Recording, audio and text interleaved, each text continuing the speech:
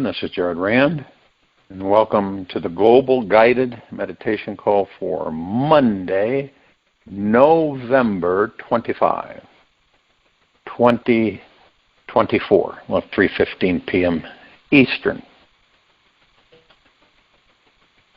We're having a time for change call this Wednesday night, a little after 9:15 p.m. Eastern. I'm going to lay out for everybody exactly what is in play and what's to come for the people of this planet. When we're distracted, which is most of the time, from ourselves because of the ego mind and the material physical world, it's interesting, we create a kind of like a holographic entertainment stage for ourselves to experience certain things.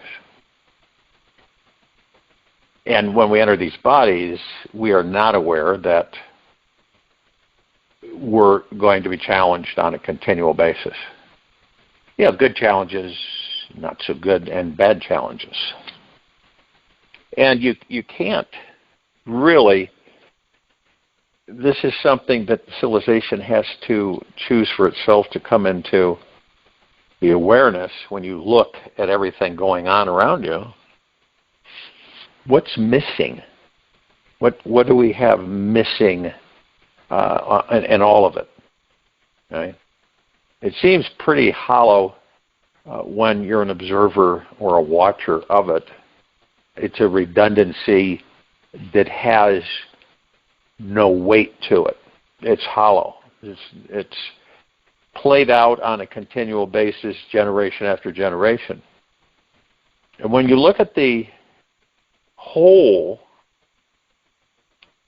of this construct, there's the one thing that's missing is that, and there's a reason for it, that we don't discover who and what we are in these bodies. That we aren't aware that we are part of a vast energetic force that encompasses all that there is, ever has been, ever will be, ever beyond it forever. And this force goes beyond consciousness. And then it goes beyond that which is beyond consciousness, and so on and so forth. But the doorway to it is for every one of us, whenever we decide, this lifetime or the next, to focus every ounce of energy we have on going within and discovering who and what we are. It's absolutely paramount. Because this is why the civilization stays in a form of stasis. It seems to move forward, but actually doesn't. The trickery is that everything around it changes, right? I mean, 100 years ago, we didn't have what we have now as far as things to assist us in life. But it's the same process.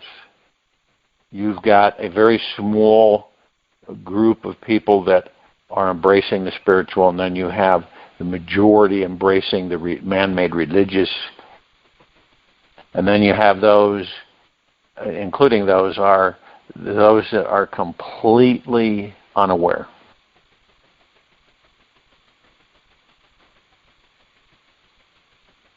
Now, when you look at the planet as a watcher, not as a judger, through the heart-mind, you notice the redundancy. You notice the repetitiveness of the civilization. If you were to reflect back, let's go back to late 1930s in this country, and you would see pretty much very similar things that are going on now. Not much different. Oh, the clothes are different, and the technologies are different. But when you remove all that, it's pretty much the same. It's like right now, Everybody keeps talking, and this is back then too. Everybody was talking about war. Everybody was focused on war. Fearing, worrying, stressing about war. And guess what? The war was created. It was created. And now here we are in the 21st century, well into it. And again, everybody's talking war. War, war, war. And so it's very similar, isn't it?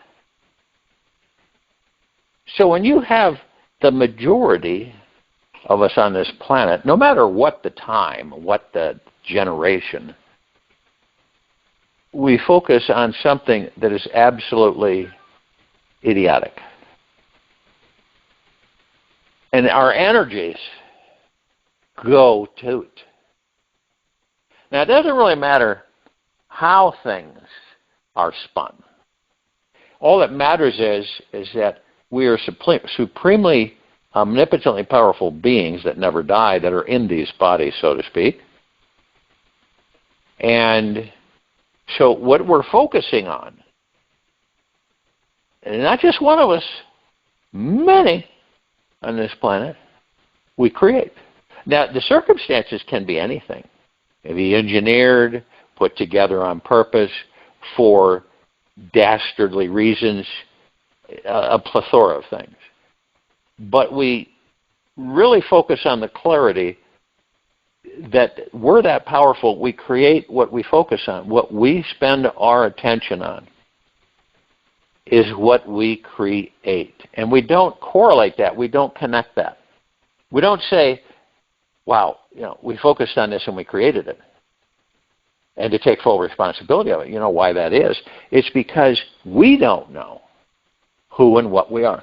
We don't know. And because of the distractions that the ego mind throws out there in the material physical world, yesterday and tomorrow, we're caught in that cycle. And many of us don't know how to get out of that cycle. A lot of the times you reflect and you go, I really don't care for this agitation, overwhelmed feeling. It doesn't put a good taste in my mouth. And I would prefer to move forward into other things or areas. And it always boils down to is that you want to find out, whether you know it or not, about who and what you are. Why is that so important? Why is it? Why is that so paramount for this civilization or any civilization? Well, it's because of the fact that that's the gateway for us to finally discover who and what we are, and that everything that we've been taught or programmed with is not true. It just isn't true. But yet we believe it because, when we come into these baby bodies, we have no real recourse, It's like you're just an open, God force light energy in that body, and it just comes in constantly, programming, whatever it may be. Okay? This is why, because of the programming, this is why we have people that murder people. This is why. Because of that programming beginning when we enter those baby bodies. This is why we have such a diversity of really strange things that occur on this planet, perpetrated by us. And that's where the nucleus is of why the civilization is at where it's at this very point. And as you know, without chaos, we wouldn't have order. We have to have chaos before we have order, correct? Why is that? Because it awakens so many of us that we realize that we must collectively do something to shift the frequencies that we're all experiencing. What is that? Well, that's why we have these meditations every day. I give out a bunch of information, and then you pick what you want to focus on during the meditation. So it's a diversity because this civilization is so diverse, and every single one of us view things differently. It's like when we say, well, that's not possible. You can't. Okay, so you take a dozen people and they're all viewing things differently, but they're all looking in the same direction. Exactly. That's how vast the diversity is of this civilization.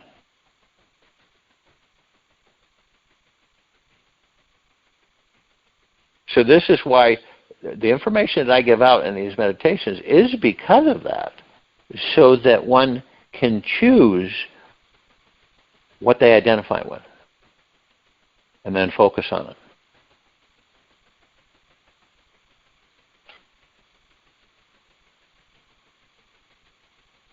Now, we have this, the power that we are is amazing. It's off the charts. There's no description for it.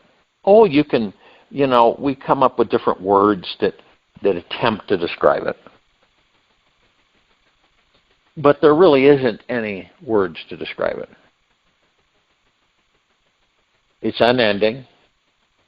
It is omnipotently powerful. It creates everything that we see, feel, and do. It creates universes upon universes, all interlinked and connected. Just like a conduit from one to the next. All different variants. So not one universe is the same. All the dimensions that we've created are not the same. They're different frequencies, different experiences, different exposures. The diversity reflects all of us.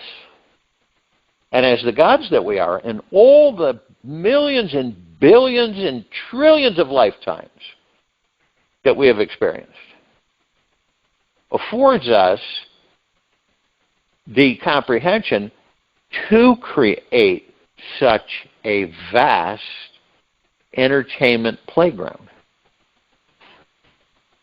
We entertain ourselves. And we are the God. See, and that's a challenge for many of us because of the way we have been taught.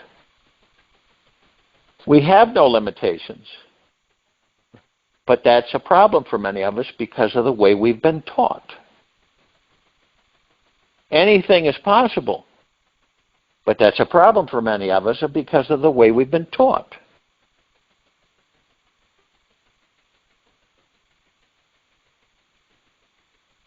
Is guilt created by you?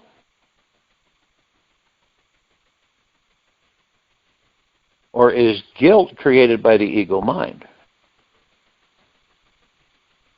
Is fear, worry, stress, anxiety, pressure? Because we don't understand the ego mind. See, all these things, when you look at this vast field, endless in every direction, and you look at our diversity as a species, in other words, as gods that have incarnated into these bodies, so that these bodies can maneuver, so we can experience what it's like to be physical. It's what it's about. It's why we do it. We like to experience physical because we're not physical. Isn't that wild? So this is why we do this. And along the way we learn, we experience, and that's part of it, but it's a small part of it. It's to be able to exist in a material physical world, in a material physical body, when you're not material physical. And then the adjustment of that. This is why these bodies are so seductive to all of us, because we enter them, right? And immediately we feel. We're feeling, see, touch, vision, sight, sound. It's all emotion and touching and feeling and experiencing. It's absolutely off the charts for us. So it's a euphoric feeling for us gods, and then we get seduced after a bit that we're fully ensconced in the body, and we have forgotten about who and what we are. See, we lose it. We get so seduced with the bodies. And it is a great seduction, because you exist eternally as a God, as pure consciousness. Nothing can harm you. Now, some teachings and writings have said, well, nuclear explosion could destroy the soul. It isn't possible. You know what nuclear explosion is? Another form of energy. Energy can't destroy energy. It just takes on a different form. See, people believe, well, okay, so I've got this device here, and you have this device, and let's point them at each other and see which one will win. They're both pure energy. Right? So how can you destroy energy? You can't. That's the point. It shifts into something else, because everything is energy.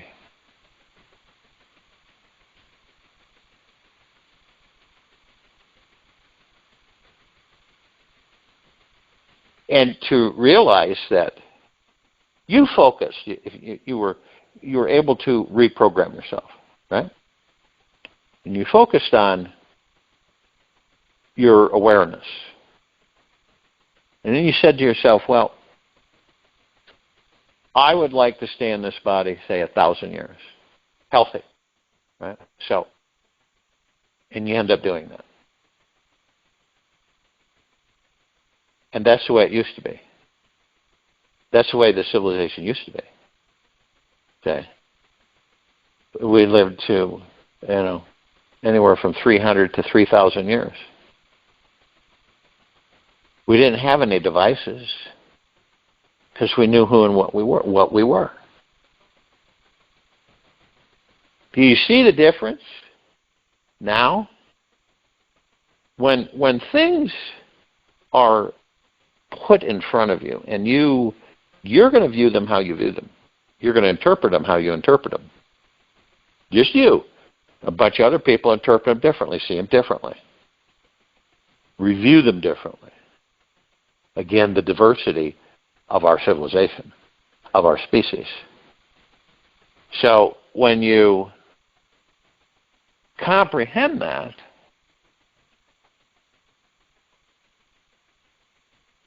you realize that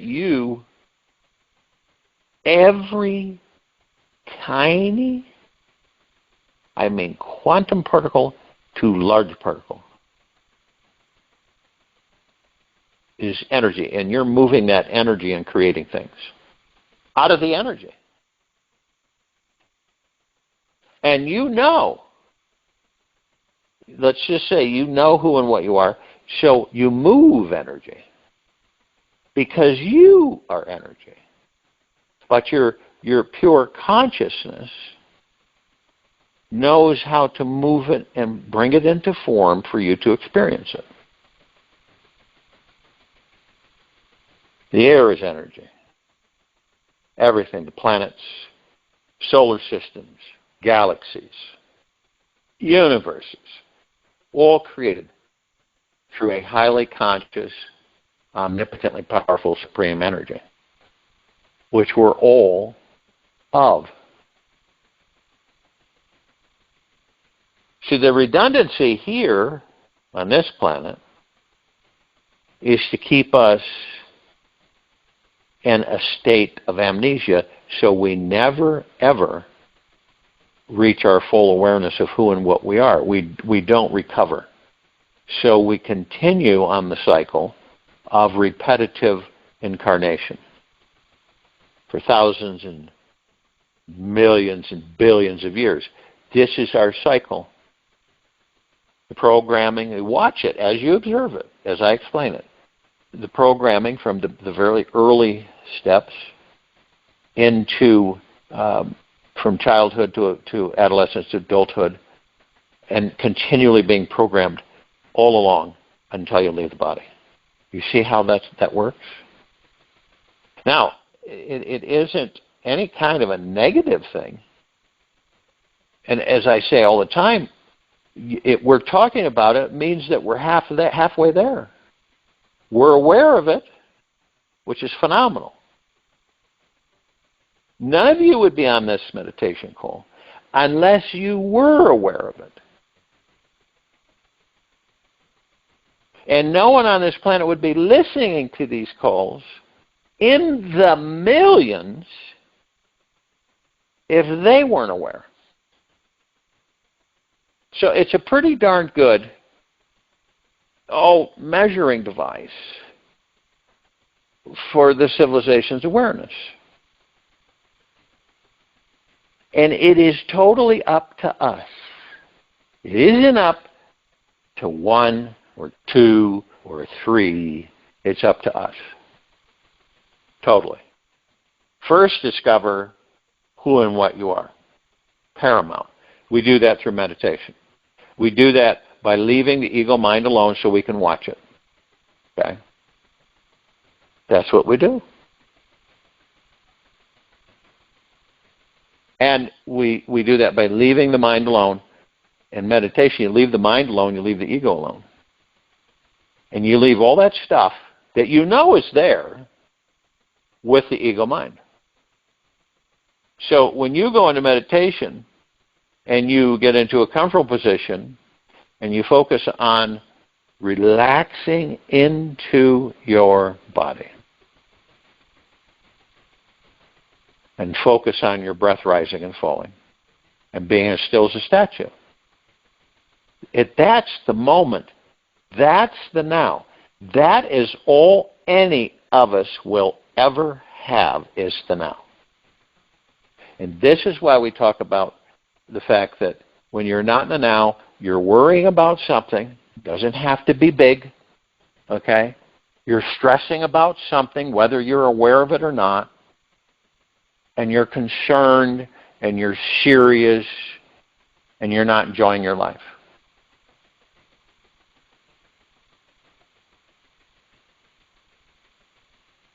And that's what we do. Now, the question comes up and say, is this supposed to be this way? You know, the old statement, inquiring minds want to know, or childlike curiosity, because we are curious beings. And we say, is this, maybe this is the way it's supposed to be.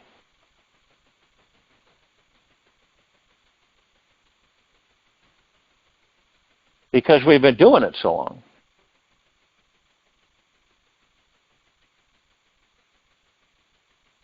And then you realize that it isn't when you're in meditation and all that mind chatter and all those foreign thoughts and all that goop isn't there.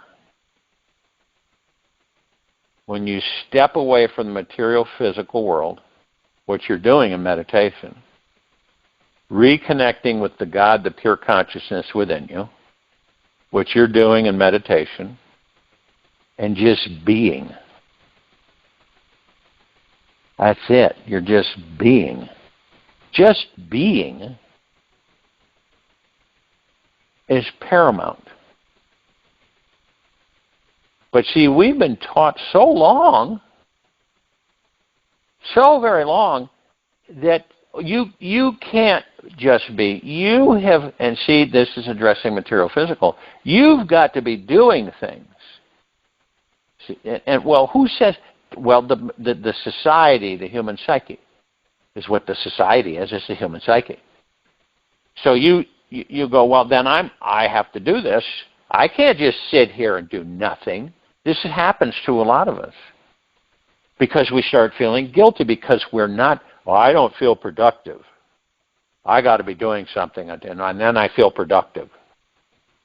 It's all skewed. Once we discover collectively who and what we are, we will manifest things instantaneously, anything that we desire. We will live thousands of years. We will enjoy our lives because we know who and what we are, and we know that this is a short stay. We know this is a temporary. These bodies are short stays. Really short now. 80, 90 if you're lucky. And it all points to and zeroes in on our actual pure existence and energy of creation. That's what it is. That's all it is. Everything right now that each of us are experiencing in this very moment is about what we are, balls of this omnipotently powerful, pure, photonic light energy.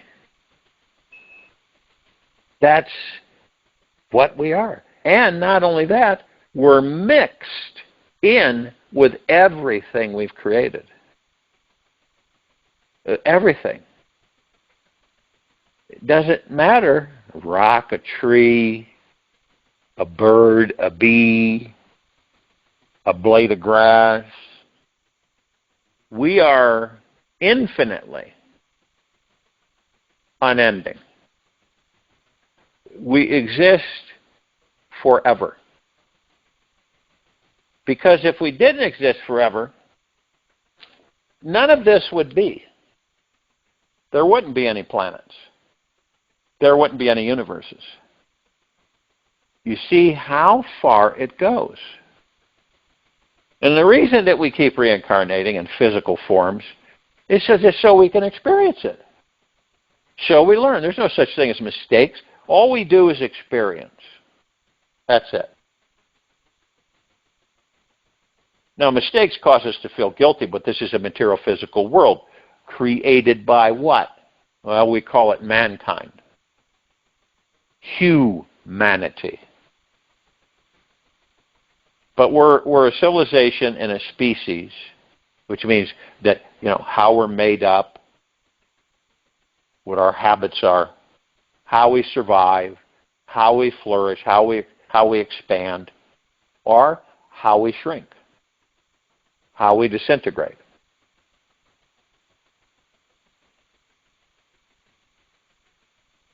And this whole process, it is a process.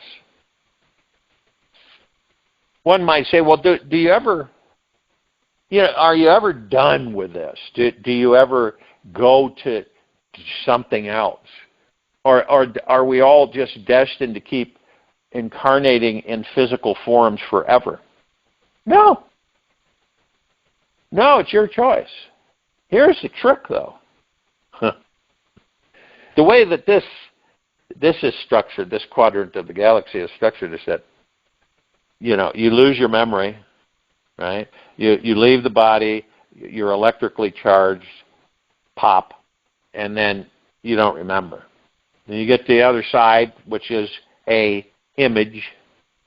It's in our holographic imaging display called the Matrix. And you get to the other side, and you're seduced some more because you can do things and interact, and And then you decide to come back and incarnate into another life. And as you do that, you're zapped again. So when you get in that baby body, you don't have a clue. You don't know who and what you are. You have no idea where you came from. You are starting from pure scratch. Now, is that natural? No, it isn't. It isn't natural.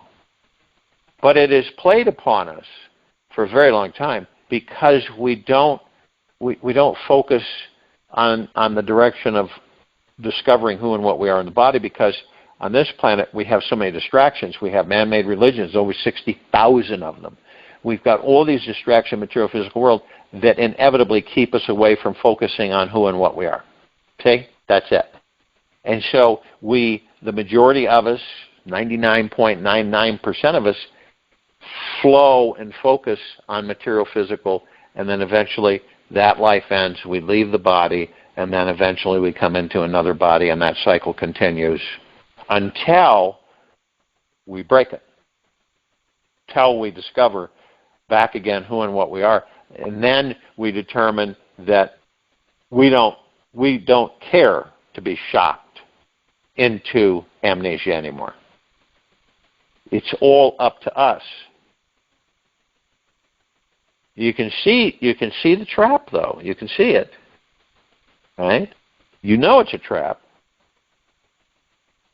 But this life that we create for ourselves, based upon our programming, it keeps us distracted from focusing on the key, the gate, the door, whatever you want to call it, to opening up to the gods that we are within these bodies, embracing the God, having an intimate relationship with the God that you are, loving oneself deeply and eternally, always, being in deep eternal gratitude always, being gentle, kind, generous, and humble with oneself always.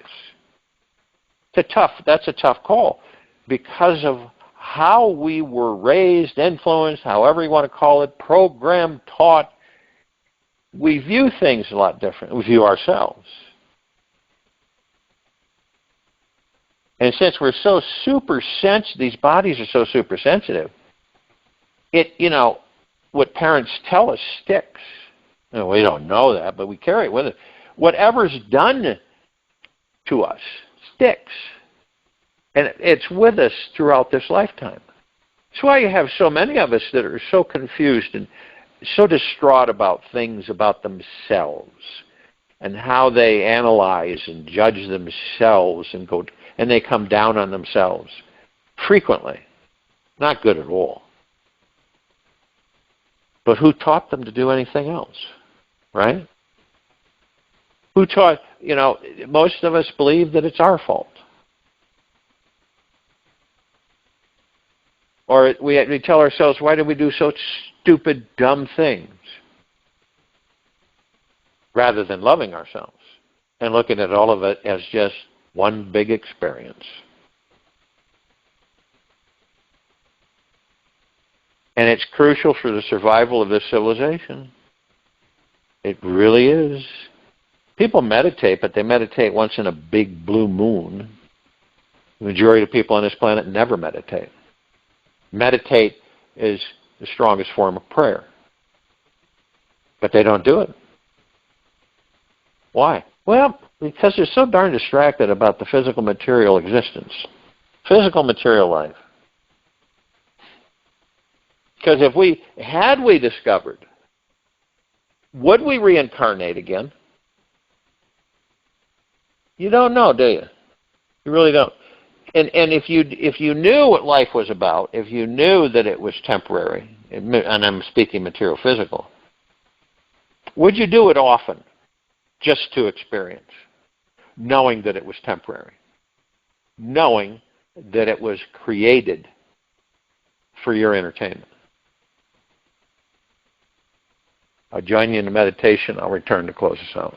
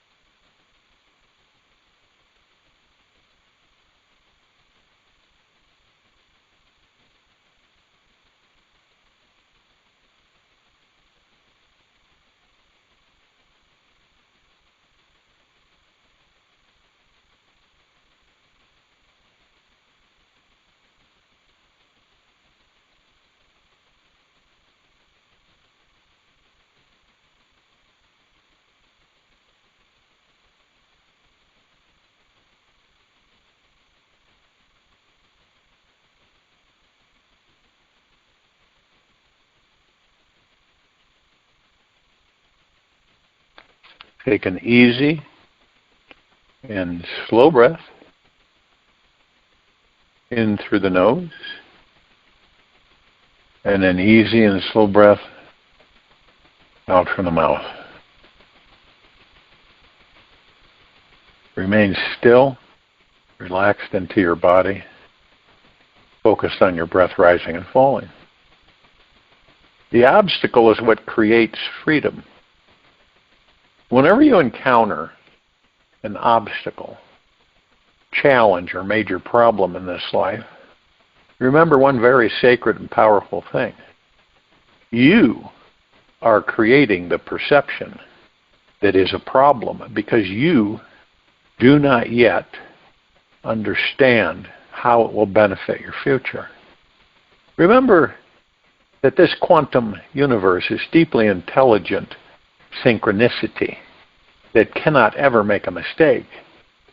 So every obstacle is an opportunity given as a gift to help guide your soul to awaken deeper and evolve.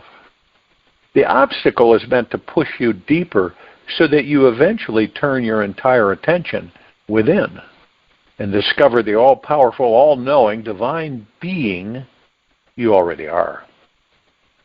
Nobody can show you this truth.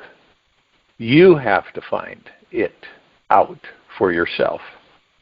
So embrace each obstacle as a gift sent directly from the divine intelligence. Welcome your problems with gratitude, and you will find the deepest freedom starts to naturally blossom within you. I just love how the most sacred, deep, eternal lovings in our lives always come with the deepest disguise. Take this with you for the rest of the day, into the evening and night, and into the following morning. We will return here Tuesday, November 27, 2024, a little after 3:15 p.m. Eastern, to continue our global guided meditation call. Be gentle, kind, generous, and humble with yourself at all times. Be in the highest of the highest high, deepest of the deepest deepest, purest of the purest purest. Eternal gratitude at all times. No matter what's happening within you nor outside of you, open your heart and allow the magic to flow in.